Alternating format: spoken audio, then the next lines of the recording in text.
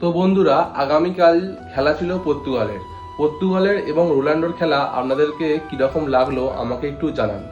ভালো তো? ভালো যদি না লাগে তাহলে ভালো লাগাতে হবে, ভালো লাগাতে শিখুন।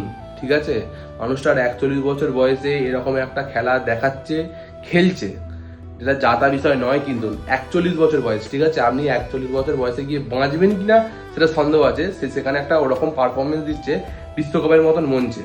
ঠিক আছে, যাই হোক, যেই কথাটা আমার বলার, বর্তমান সময়ে দুটি প্লেয়ার হচ্ছে সেরা, মেসি এবং রোনাল্ডো। মেসির সমস্ত শিরোপা অর্জন শেষ, সম্পূর্ণ। রোনাল্ডোর বিশ্বকাপটা যদি হাতে উঠে যায়, ওনারও প্রায় সব সম্পূর্ণ হয়ে যাবে। আমি রোনাল্ডোকে ভালোবাসি বলে মেসি খারাপ সেটা নয়, আমার ওইটা বলবো, ওটাও আমার মেন্টালিটির ওরকম ছেলে আমি নয়, ওরকম মেন্টালিটিও আমার নয়।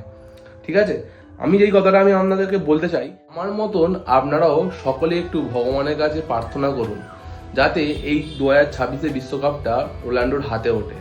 ঠিক আছে, মানুষটার কিছু পাওয়ার নেই। ঠিক আছে, যদি এটা উঠে যায় ওনার ফুটবল কেরিয়ার সার্থক হয়ে যাবে, আমি এটা আপনাদেরকে বলতে চাই। 2022 সালে যখন মেসি মানে বিশ্বকাপটা ওঠায় হাতে, যতটা খুশি হয়েছিলাম তার থেকে হয়তো একটু বেশি খুশি হব, যেহেতু আমি রোনাল্ডোর সাপোর্টার আর ওনাকে আমি ভালোবাসি। ঠিক আছে, মানে সেম, মেসি সব হয়ে গেছে, এবার রোনাল্ডোর পালা।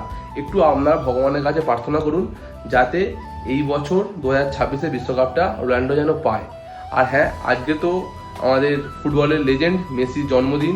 ঠিক আছে, অনেক অনেক শুভেচ্ছা ওনাকে। আমার শেষ কথাটি হচ্ছে যে এটাই, আপনারা একটু ভগবানের কাছে প্রার্থনা করুন যাতে 2026 বিশ্বকাপটা রোনাল্ডোর হাতে ওঠে। Good bye.